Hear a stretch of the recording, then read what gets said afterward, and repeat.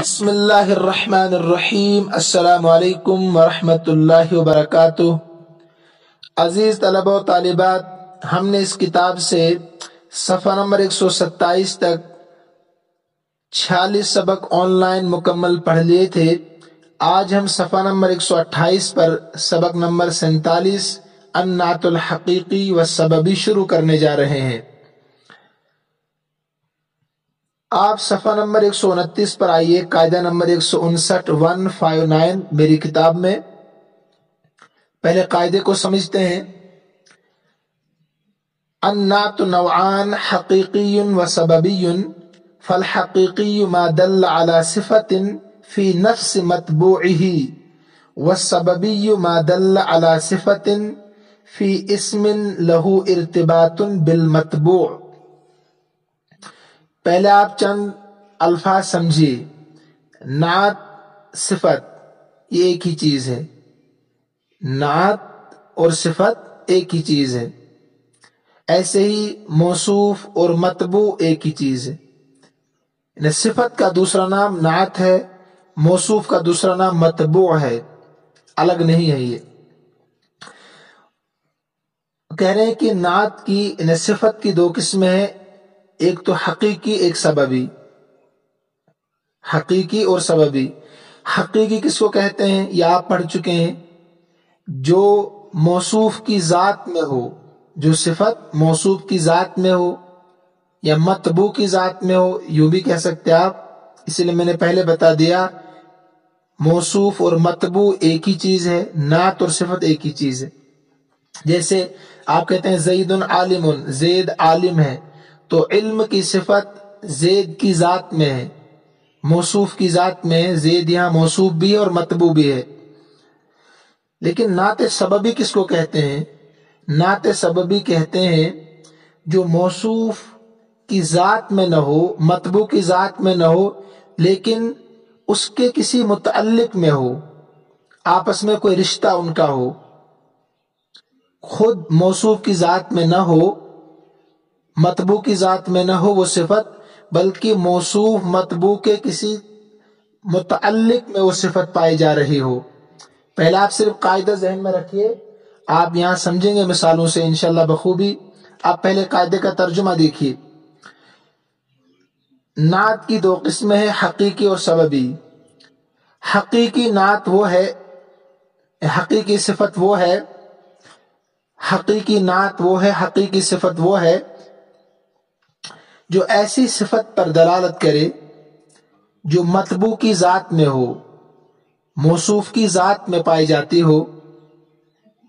مثال میں نے بتا دی، زید عالم، علم کی صفت جو ہے زید کی ذات میں ہے، اور نعت سببی وہ نعت ہے جو ایسی صفت کی نشاندہی کرے جو کسی ایسی اسم میں پائی جائے، کسی ایسے اسم میں پائی جائے جس کا متبوع سے کچھ نہ کچھ تعلق ہو، ارتباط ہو۔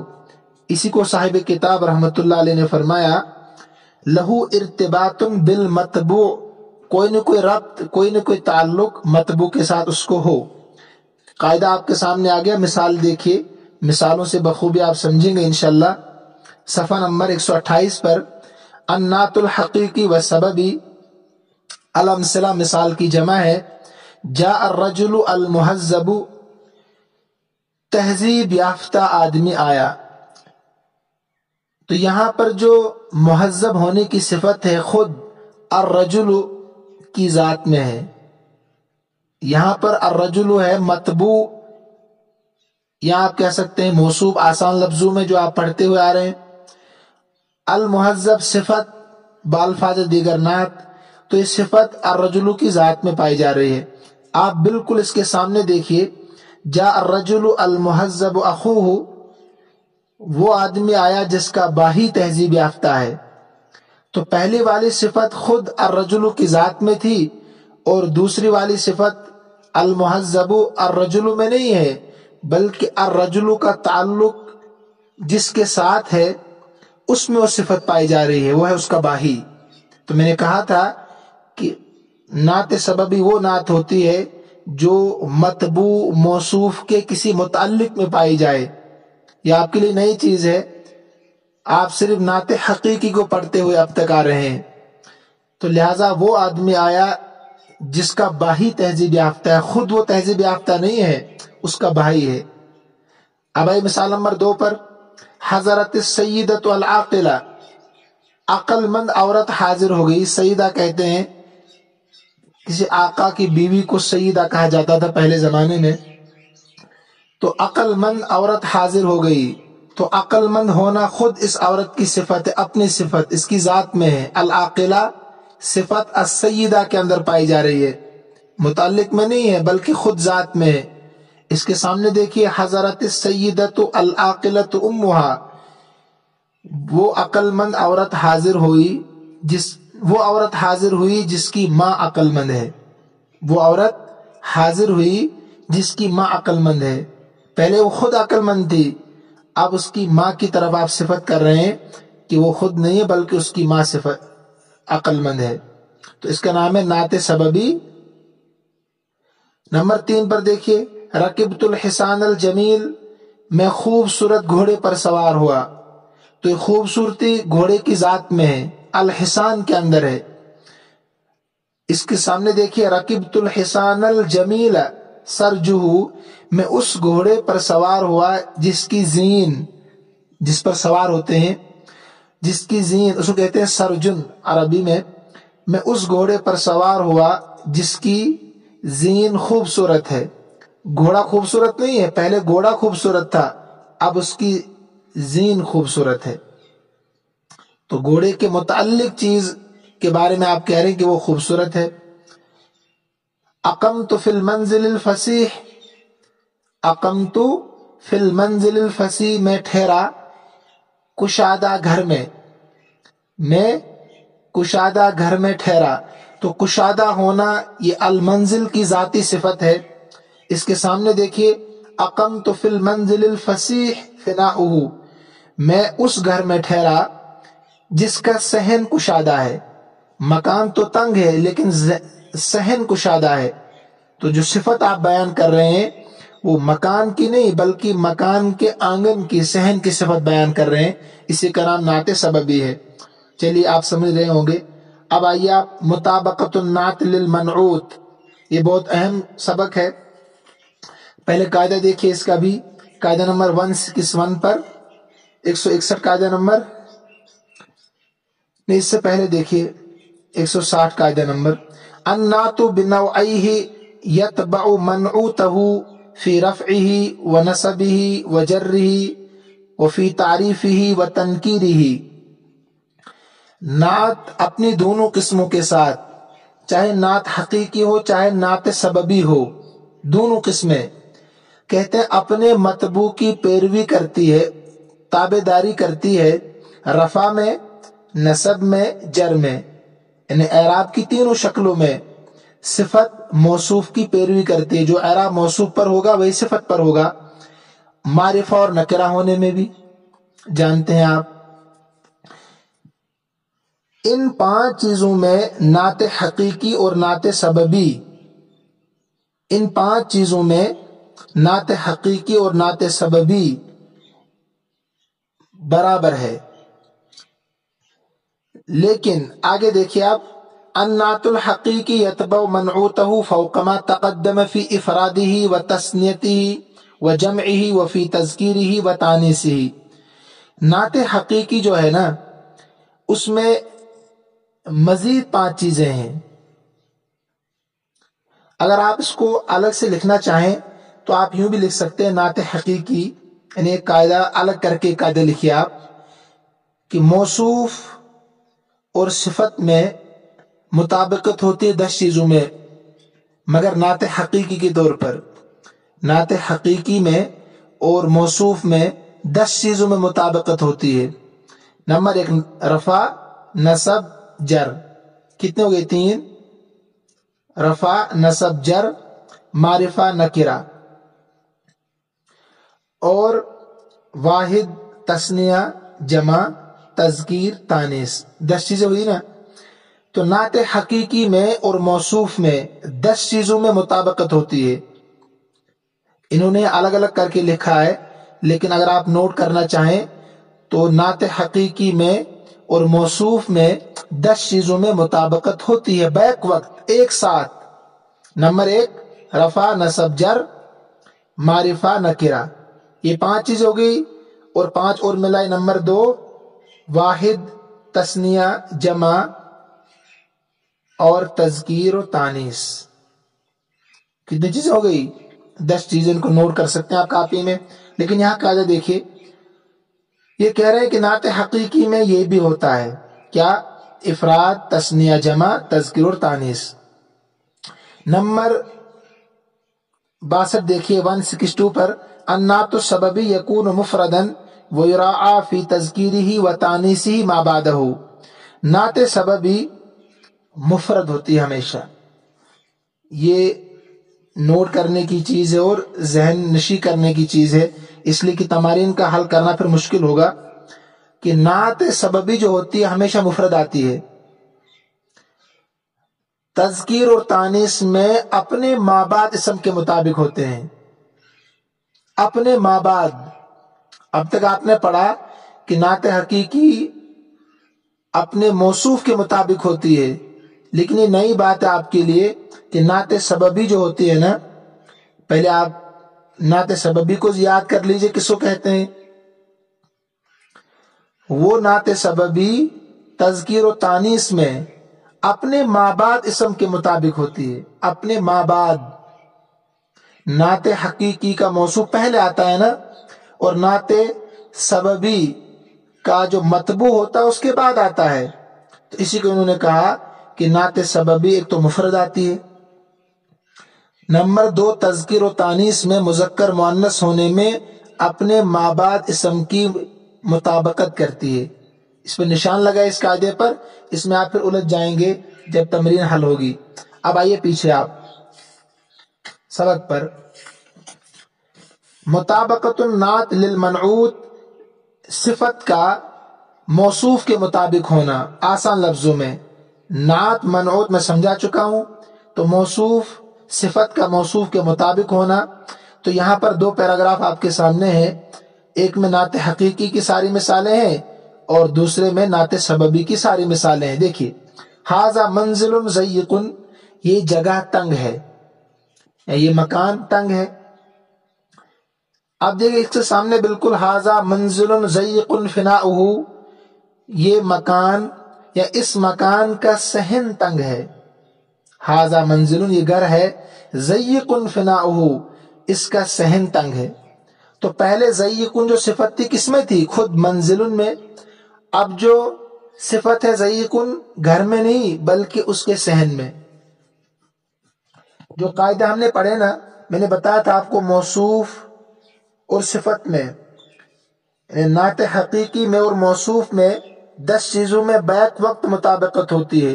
تو وہ 10 چیزیں آپ اپلائی یہاں کیجئے، آپ کو سمجھ میں آئے گا پائی جا رہی ہے کہ نہیں. میں نے کہا تھا رفع نصب جر، رفع نصب جر معرفہ نکرہ، یہ 5 چیزیں. اس کے بعد واحد تثنیہ جمع تذکیر و تانیث، یہ 10 کی 10 چیزیں آپ نعت حقیقی میں جہاں بھی دیکھیں گے سب کی سب ملیں گی.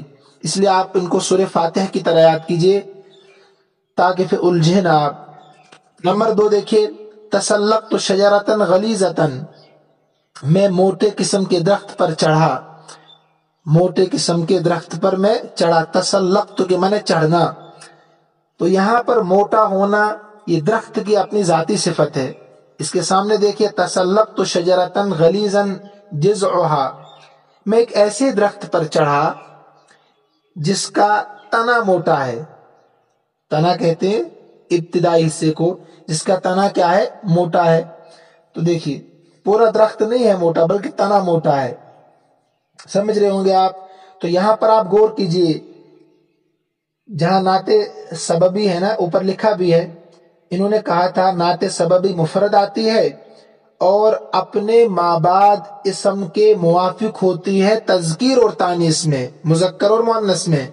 تو آپ غور کیجئے ضیق ایک تو مفرد ہے اور فناء مذکر ہے تو ضیق بھی مذکر. غلیظا ایک تو مفرد ہے، جزع مذکر ہے تو غلیظا بھی مذکر ہے. یہ آپ کو ہر جگہ دیکھنا ہے اور سوچنا ہے کہ یہاں پر کون کون سی وہ صفت پائی جا رہی ہے. اب میں ہر جگہ نہیں بتاؤں گا ورنہ سبق بہت طویل ہوگا، آپ تو بڑے عقل مند لوگ ہیں سارے. جلست فی السرادق الفاخر، میں شاندار خیمے میں بیٹھا. فاخر کہتے ہیں شاندار، خوبصورت، یونک. تو میں ایک شاندار خیمے میں بیٹھا. سرادق جانتے ہیں آپ. جلست فی السرادق الفاخرۃ اریکہ، میں اس خیمے میں بیٹھا جس کے تخت شاندار ہے. وہ خیمہ شاندار نہیں ہے، پہلے خیمے کی بات چل رہی تھی، آپ کہتے ہیں اس کے اندر جو تخت ہے وہ خوبصورت ہے، تو اس کی صفت بیان کر رہے ہیں. تو آپ غور کیجیے یہاں مثالوں پر. دیکھیے ہاتان صورتان جمیلتان، ہاتان صورتان جمیلتان، یہ دو شکلیں خوبصورت ہے. تو شکلوں کی خوبصورتی بیان ہو رہی ہے ذات میں. اس کے سامنے دیکھیے ہاتان صورتان جمیل اطارہما،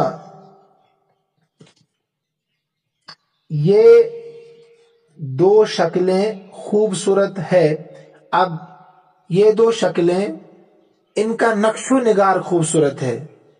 یہاں نقش و نگار کے بجائے آپ فریم جس میں ہوتی ہے نا، فوٹوگراف وغیرہ ہوتے ہیں، ان کو فریم بھی کہتے ہیں، تو وہی زیادہ بہتر ہے.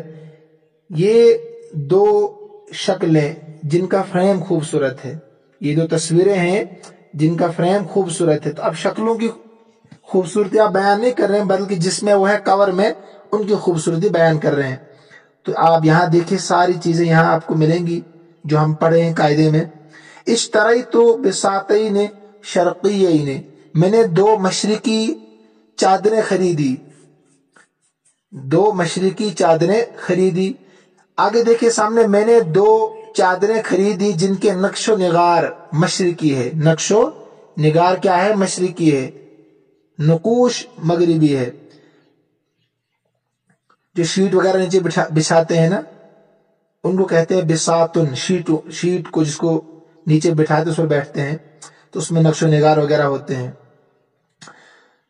آگے دیکھیے اثرت بطائرین غریبین، میں دو عجیب پرندے، یا میں نے دو عجیب پرندے دریافت کیے، معلوم کیے. مطلع ہوا اصل ترجمہ، میں مطلع ہوا ایسے دو پرندوں پر جو عجیب و غریب ہے، نئے ہیں میری نگاہوں میں. اثرت بطائرین غریب شکلھا، میں ایسے دو پرندوں پر مطلع ہوا جن کی شکلیں عجیب و غریب ہے. پرندے نہیں، پرندے تو دیکھیں میں نے، لیکن ان کی شکلیں عجیب و غریب ہے. تو اب صفت ان کی شکلوں کے بارے میں، پہلے خود صفت ان کی ذات کے بارے میں بیان کر رہے تھے. باقی جو آپ کو یہاں دیکھنا ہے، غور کرنا ہے، قاعدہ نمبر 161 162 163، وہ آپ یہاں غور کیجئے. آگے دیکھیں ہؤلاء بنات عاقلات، یہ لڑکیاں عقل مند ہے، یہ لڑکیاں عقل مند ہے. تو عقل مند ان لڑکیوں کی ذاتی صفت ہے. ہؤلاء بنات عاقلات امہاتہن، یہ لڑکیاں ان کی مائیں خوبصورت ہے، عقل مند ہے، ان کی مائیں عقل مند ہے. تو یہ خود عقل مند نہیں بلکہ مائیں عقل مند ہے. جب ماں ہوگی تو بیٹی بھی ہوگی. عاشرت اخوانا مسرین، عاشرت اخوانا مسرین، میں خوشحال بھائیوں کے ساتھ مل جل کر رہتا ہوں. عاشرت کے معنی زندگی گزارنا کسی کے ساتھ، تو مسرین کے معنی خوشحال. اب آگے دیکھیے، میں ان بھائیوں کے ساتھ مل جل کر رہا جن کے آبا خوشحال ہے، آب و اجداد خوشحال ہے. وہ خود خوشحال نہیں ہے، غریب ہے، لیکن آب و اجداد خوشحال ہے. سمجھ رہے ہوں گے آپ اگر تھوڑا سا بھی عقل کا استعمال کریں گے. بتانے کی ضرورت نہیں، میں سمجھ رہا ہوں.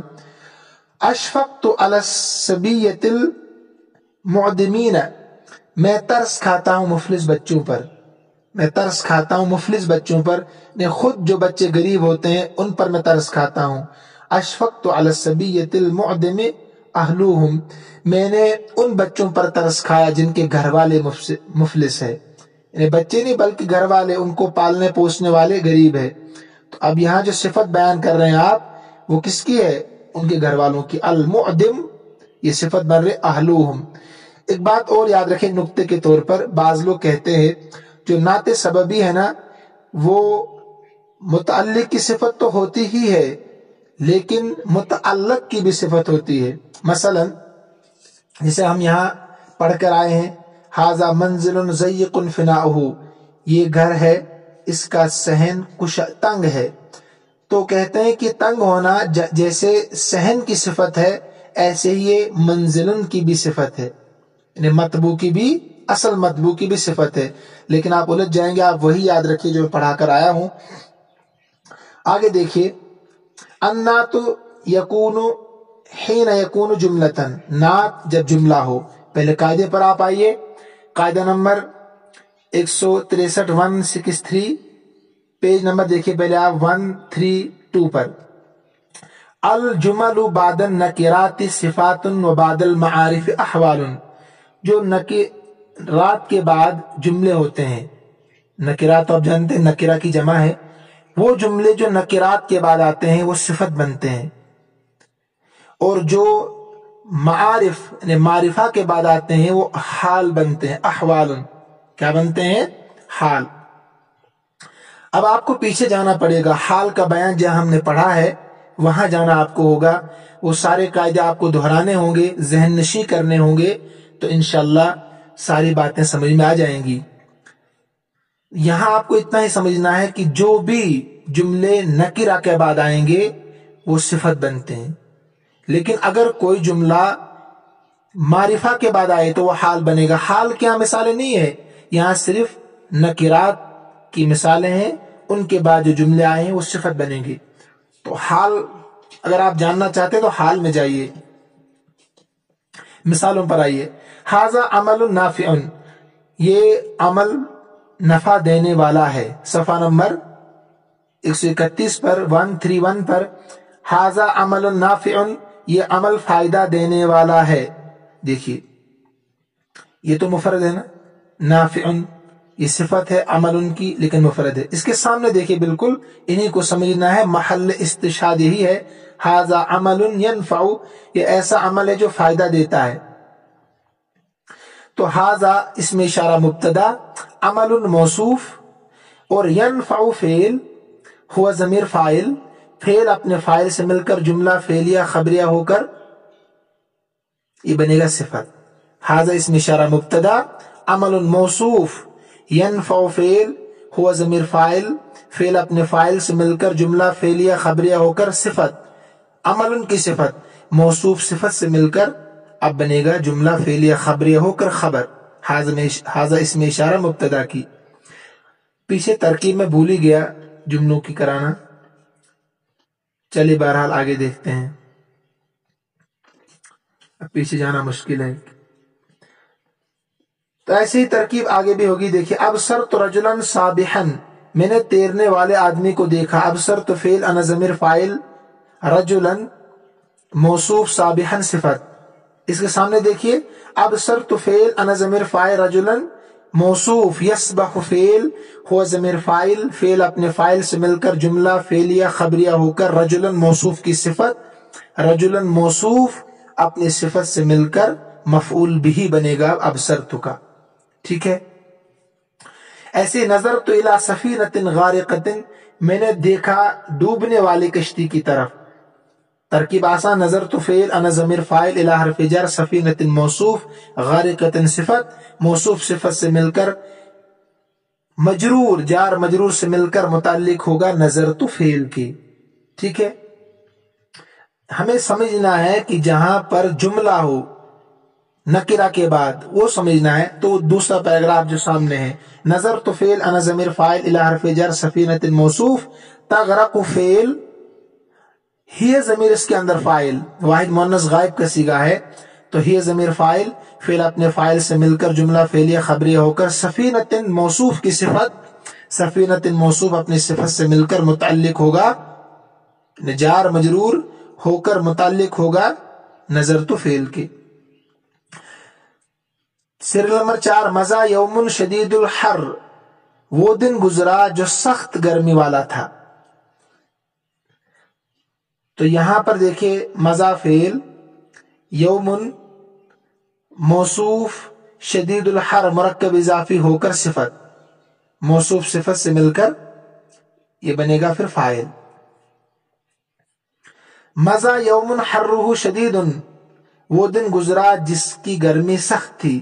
دیکھیے مضا فعل یومن فاعل، حرہ مرکب اضافی ہو کر مبتدا، شدید خبر، مبتدا خبر سے مل کر، ترکیب غلط ہوگی اس کی. دیکھیے مضا فعل یومن یہ بنے گا اس کا فاعل یا بنے گا موصوف، حرہ مرکب اضافی ہو کر موصوف، اور شدید صفت، موصوف صفت سے مل کر اب بنے گا فاعل. دونوں ترکیب اس کی ہوگی. یعنی ایسا دن گزرا جس کی گرمی سخت تھی، مضا فعل یومن موصوف، حرہ مرکب اضافی ہو کر یہ پھر بنے گا صفت کس کی؟ متعلق کی. تو شدید یہ موصوف، پھر صفت موصوف سے مل کر اب بنے گی صفت یومن کی. تو یومن موصوف اپنی صفت سے مل کر مضا کا فاعل.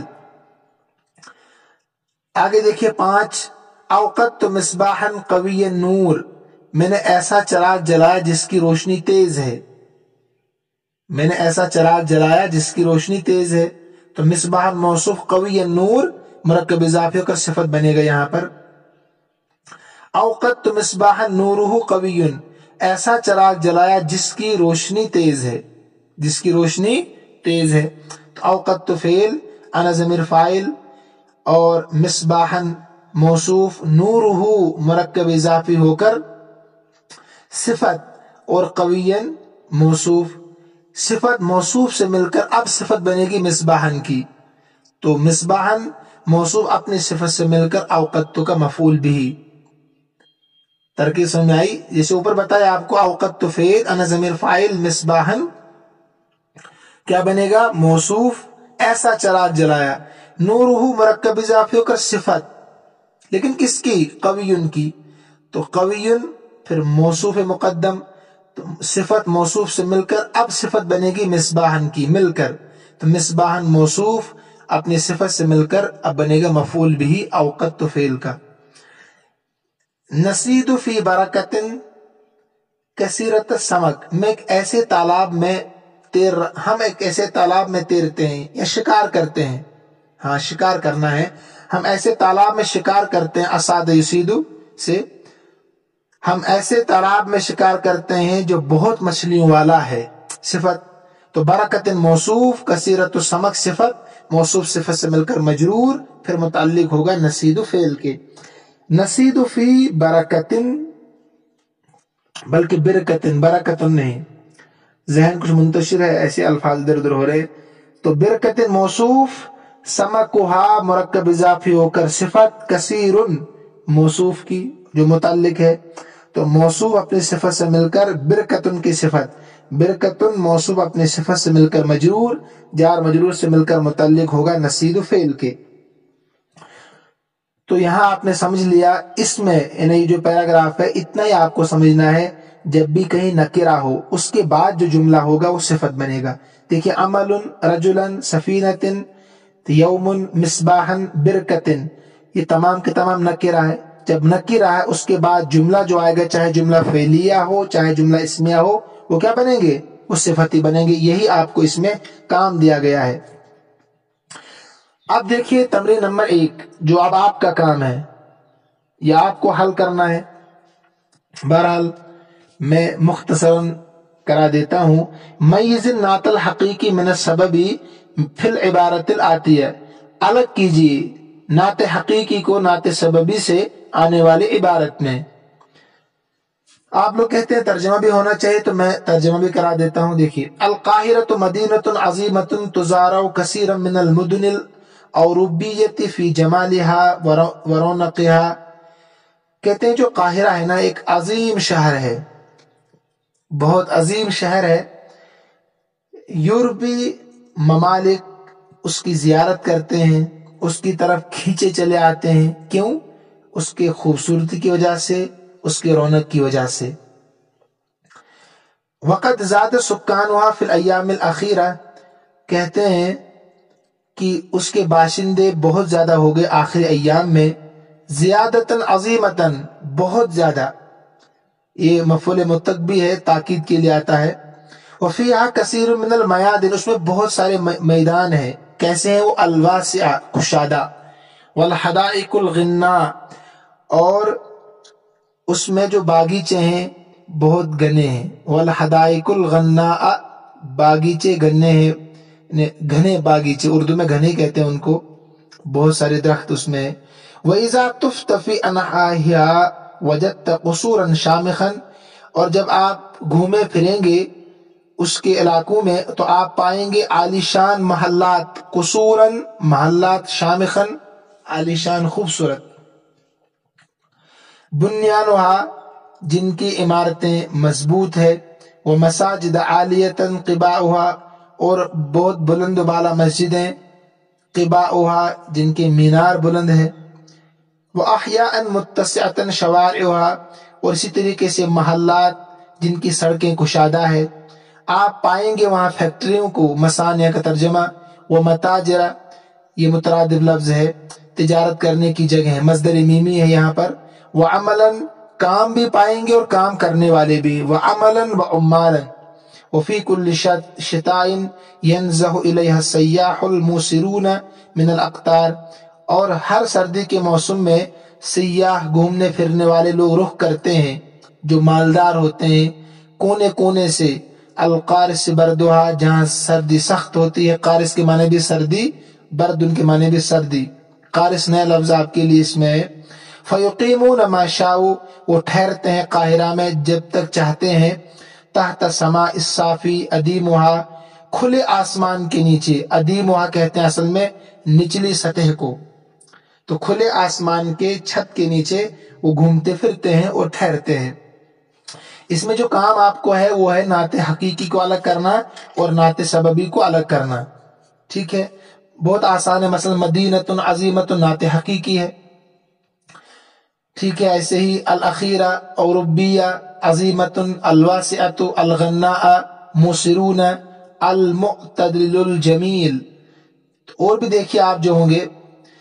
نعت سببی کیا ہے؟ قصوراً شامخاً بنیانها مساجد عالیۃ قباؤها متسعۃ شوارعها القارس بردها الصافی ادیمها.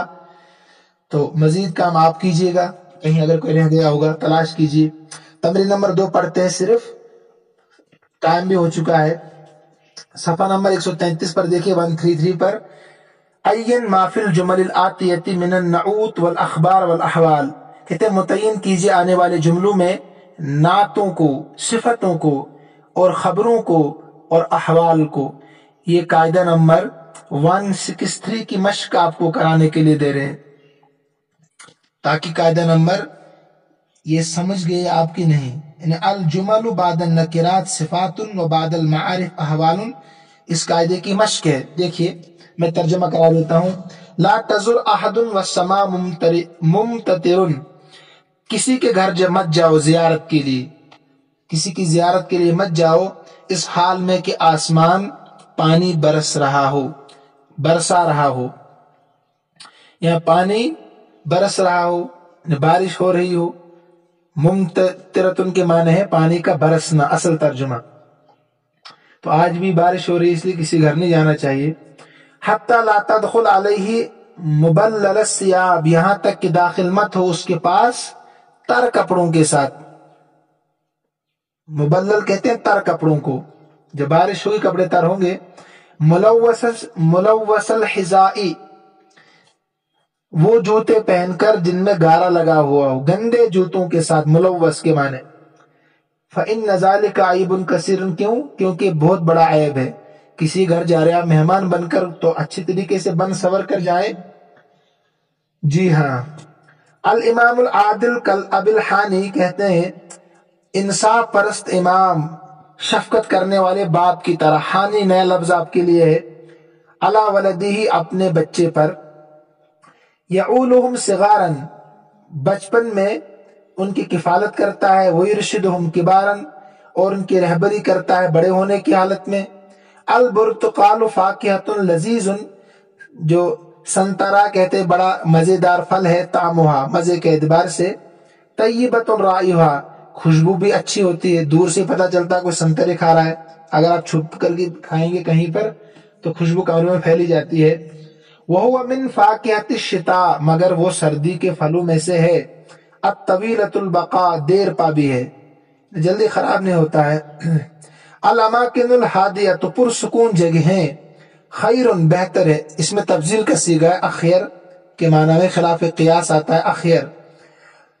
پرسکون جگہیں بہتر ہوتی ہے رہنے کے لیے، من الاماکن المملوءۃ، ان جگہوں سے جو بھری ہوئی ہو شور سے اور گرد و غبار سے، گندگی سے، شور شرابے سے۔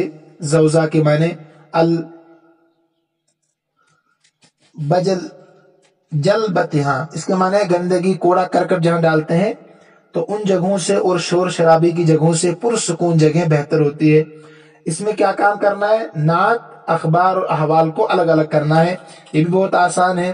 مثلا نعت اس میں کیا کہ کبیر، العادل، لذیذ طعمها، طیبۃ رائحتها، البقاء، ایسے ہی الہادئۃ المملوءۃ۔ احوال والسماء ممطرۃ، مبلل الثیاب، ملوث الحذاء، صغارا کبارا۔ احوال ہے، یہ کیوں احوال ہے؟ اس لیے کہ یہ معرف کے بعد ہے، یہ قاعدہ یاد رکھنا بہت اہم ہے۔ خبریں کیا کیا ہے؟ ممطرۃ، عیب کبیر، کالاب الحانی علی ولدہ، یعولہم صغارا یرشدہم کبارا، فاکہۃ من فاکہۃ الشتاء، طویلۃ البقاء، خیر للسکنہ۔ ٹھیک ہے، بس اتنا ہی رکھیے، انشاءاللہ کل تمرین نمبر 3 پڑھیں گے۔